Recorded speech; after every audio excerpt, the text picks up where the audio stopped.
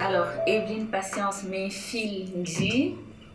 Je suis le docteur Evelyne Patience Mainfil Ndi, avocate internationale, c'est-à-dire au barreau de Paris et du Cameroun. Je suis aussi par ailleurs enseignante permanente d'université.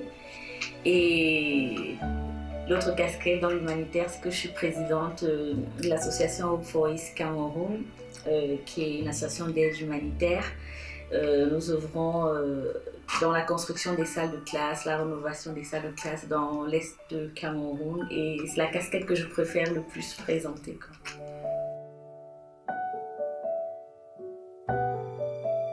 Alors, plein de succès, je ne sais pas si c'est juste plein d'objectifs qu'on essaye tous les jours d'atteindre. C'est-à-dire que toute petite, j'ai toujours rêvé d'être avocate, de mettre la robe noire et donc je me suis focalisée que sur ça. J'ai jamais été dispersée. Je suis quelqu'un de très organisé. Généralement, on estime même que je suis un peu trop méticuleuse parce que quand je veux atteindre un objectif, je ne lâche pas tant que je ne l'ai pas. Donc je dirais que c'est pas du succès, mais c'est vraiment step by step, étape par étape, essayer d'atteindre nos rêves d'enfance et de s'en donner les moyens. Donc c'est de ne pas lâcher prise. Je suis quelqu'un de très optimiste et j'ai horreur de côtoyer tout ce qui est négativité. Même dans les pires moments, j'ai toujours un sourire et je me dis non, le meilleur c'est demain. Si je m'endors avec une tristesse, le lendemain matin, c'est avec un nouvel objectif et avec une bonne humeur. Donc je crois que c'est juste de foncer. Je suis une fonceuse, comme on le dit.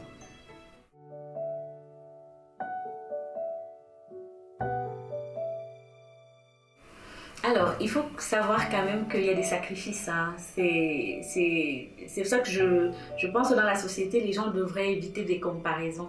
Cette comparaison n'est pas toujours raison. Chacun a ses objectifs de vie. Mais il faudrait savoir qu'il y a des sacrifices à faire. C'est-à-dire qu'il est difficile de se dire, moi j'ai eu le bac à 16 ans, à 28 ans, à peine 29 ans, j'étais docteur.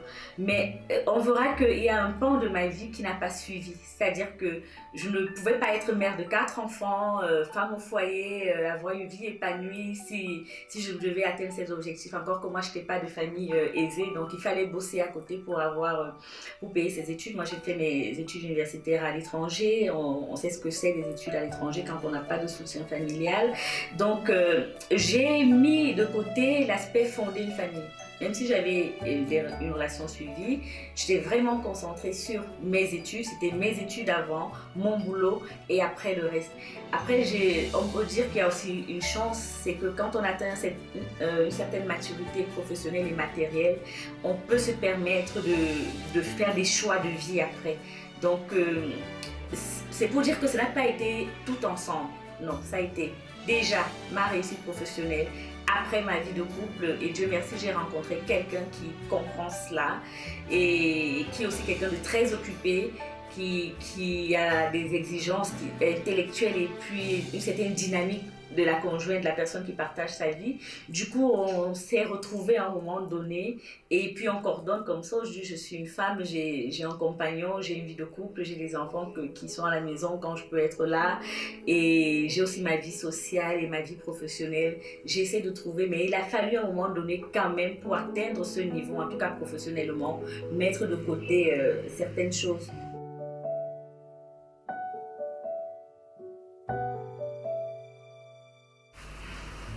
Alors, j'avoue que maintenant qu'on me pose la question, je me demande quel a été mon échec. Je prends chaque chose comme une victoire en fait. C'est-à-dire que même quand j'ai l'impression que ça n'a pas marché, je prends ça comme plutôt une leçon. C'est que c'est quelque chose qu'il fallait traverser pour atteindre un objectif. Alors, les échecs en tant que tels, non, que ce soit dans les études ou bien... mon échec a été, si je peux dire échec, c'est que après mon bac, j'ai eu le bac très tôt et je me suis retrouvée à l'université publique au Cameroun, à l'université d'Yaoundé Soir. Je suis arrivée, j'avais 16 ans, j'étais une gamine et tout. Et en fait, tout mon secondaire dans des écoles privées catholiques, je me retrouvais dans un univers que je ne comprenais pas. Donc j'ai eu du mal à décoller. J'ai fait presque 3 ans, je piétinais en première année. Pas parce que je n'étais pas intelligente, mais que je n'arrivais pas à comprendre, à prendre des cours et tout. Il fallait se lever à 4 heures du matin, 5 heures du matin, réserver une place, il y avait du brouhaha. En fait, j'étais perdue. J'étais perdue, donc ça c'est l'échec de ma vie parce que le temps que je me rattrape, je me réveille et je me dis que non, mais ça ne va pas. Il a fallu que ma famille et mes parents comprennent que non, c'est un contexte qui ne va pas. Et dès que je suis sortie de cet environnement, pour l'étranger, j'ai repris très rapidement, j'ai plus jamais échoué, quoi. Donc j'appelle ça un échec pas parce que je ne pouvais pas réussir, mais je n'étais pas dans le contexte et j'ai perdu quand même à peu près 2 à 3 années de ma vie à essayer de retrouver mes repères dans cette université. Mais je pense que pourquoi je dis que c'est pas un échec? Parce que quand je suis arrivée en Europe, j'avais une certaine maturité.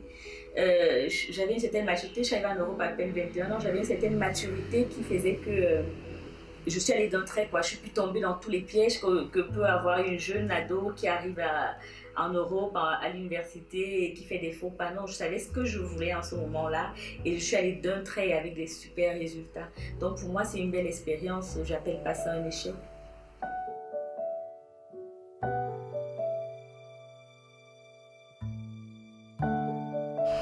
Des modèles de femmes, j'en ai beaucoup. Hein. J'ai déjà ma poète préférée, Maya Angelou, qui est malheureusement décédée, mais qui avait l'un de mes poèmes préférés, 2 de mes poèmes préférés, dont un c'est Phenomenal Woman, femme phénoménale, et il y avait Stila Eras. Stila Eras et Toujours je grandis.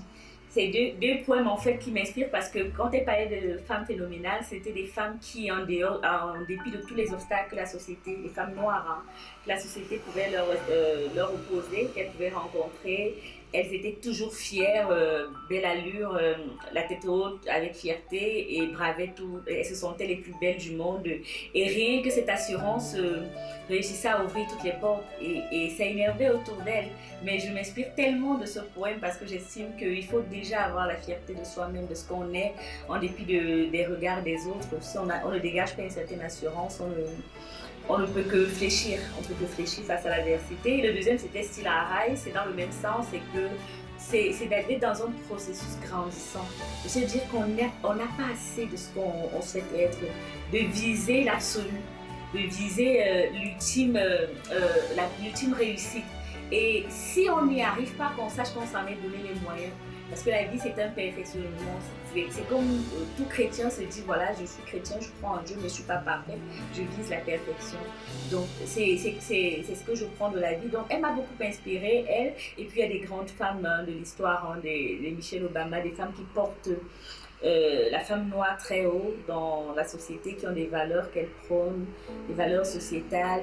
Voilà un peu mes repères. J'essaie de regarder les femmes qui ont fait de leur vie quelque chose et qui continuent de le faire, qui ne se contentent pas d'être juste madame telle ou bien non, qui se forgent une personnalité. Vous savez, c'est très difficile de pouvoir se faire un nom quand on est la femme d'un président. Et elle a réussi à être Michelle Obama et parfois éclipsée qui était son mari, quoi, et jusqu'aujourd'hui elle survit au-delà de la présidence. Donc j'ai des modèles comme ça, mais mon repère c'est vraiment Maya Angelou. C'est une poète dont il faut lire les écrits et comprendre sa personnalité. L'espoir. L'espoir. C'est un mot que j'aime beaucoup. C'est qu'il faut espérer, il faut pas baisser les bras, il faut toujours se dire qu'un meilleur avenir nous est réservé et que nous avons la possibilité d'y parvenir. C'est-à-dire que si on perd l'espoir, on perd tout. Et chaque fois que je vois des jeunes vis-à-vis de moi ou qui m'approchent, j'aimerais qu'en me regardant, qu'ils se disent qu'on peut y arriver. On n'est pas obligé d'être un enfant de bonne famille ou d'avoir de gros moyens pour atteindre son objectif. Il faut juste être focalisé sur nos projets, nos envies et s'en donner les moyens. Ne pas être dispersé. Parce que c'est la dispersion qui crée un peu le cafouillage. Donc c'est l'espoir. Ça, c'est le mot que j'aime le plus, l'espoir. C'est d'ailleurs pourquoi c'est l'un des mots-clés de l'association que j'ai fondée avec une sœur, Hope for East Cameroun, c'est de donner de l'espoir à la région de l'Est. L'espoir dans le sens où nous œuvrons. Il y a ces enfants qui sont dans des villages vraiment très éloignés, très enclavés, qui n'ont pas accès à l'école et qui ne rêvent plus, dont les parents ne rêvent plus, les parents n'ont plus d'espoir parce que déjà si ces enfants n'arrivent même pas à obtenir le minimum qui est un bac pour pouvoir espérer avoir un concours administratif ou quoi que ce soit, comment est-ce qu'ils peuvent rêver d'un avenir meilleur. Donc nous, on a pensé à Espoir, c'est que on ira vers ces villages, détecter des jeunes talents, des enfants qui sont à l'âge de scolarisation, construire des écoles à proximité de leur village, déjà qu'ils aient au moins le CEP. Le CEP. Avec le CEP, ils pourront se rendre dans un collège voisin et pourquoi pas avoir un bac. Et on s'est dit, si un seul enfant dans ce village où il y a des centaines, hein, généralement c'est 200, 300 enfants, si un seul de ces enfants réussit à avoir le bac, réussit à intégrer une école comme peut-être l'ENAM, école de journalisme ou quoi que ce soit, c'est un futur leader qui peut rentrer et tirer d'autres enfants de là comme nous avons fait. Parce que nous, si nous venons de là, de ces villages, et si nous pouvons aujourd'hui les aider, c'est parce qu'il y a des personnes qui nous ont donné de l'espoir, une opportunité. Et c'est ça le mot espoir, c'est que c'est une chaîne. C'est une chaîne qui permet de transmettre ce que nous avons reçu à ceux qui n'ont plus d'espoir, qui n'espèrent même pas un jour un meilleur avenir. Donc l'espoir se résume à ça, à la solidarité. Espoir, c'est aussi solidarité. C'est des mots qui sont connexes d'une manière ou d'une autre. Donc voilà.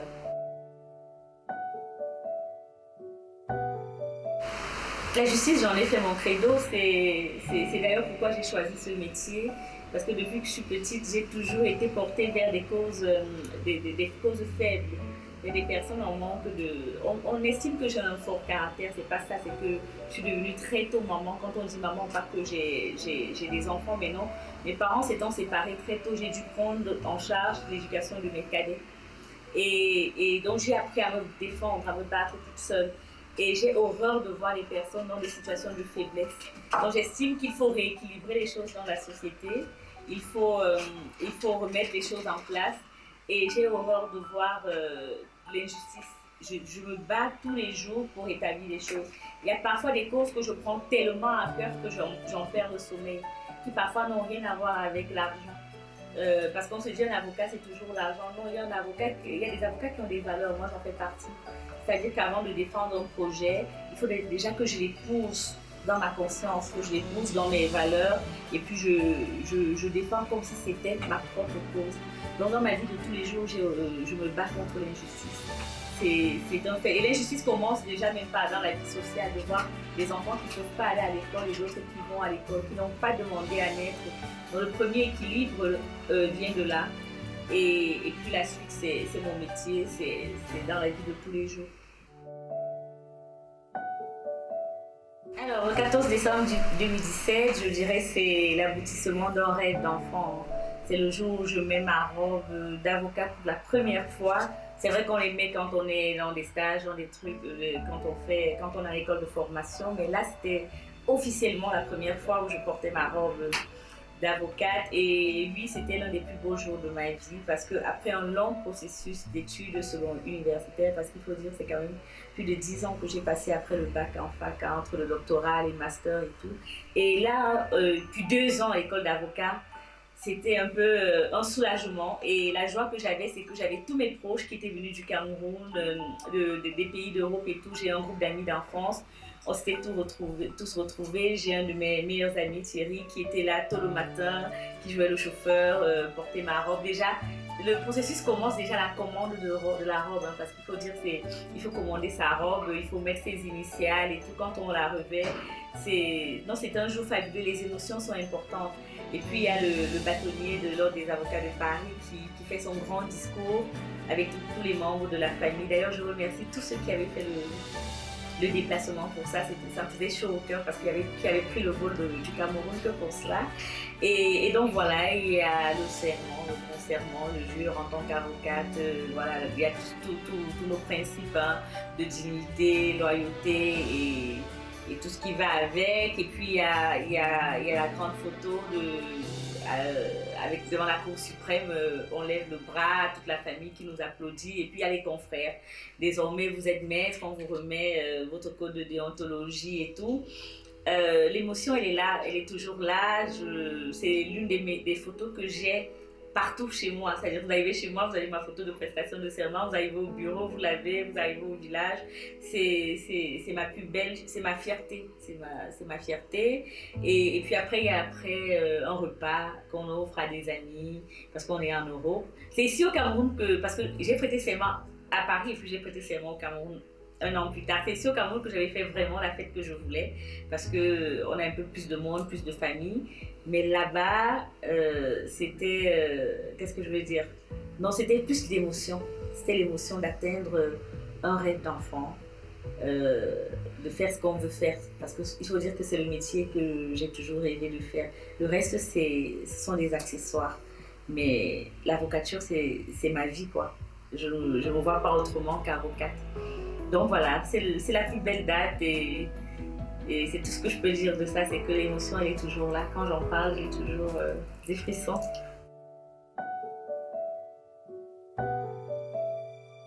C'est qu'il faut savoir qu'on va devoir compter sur nous.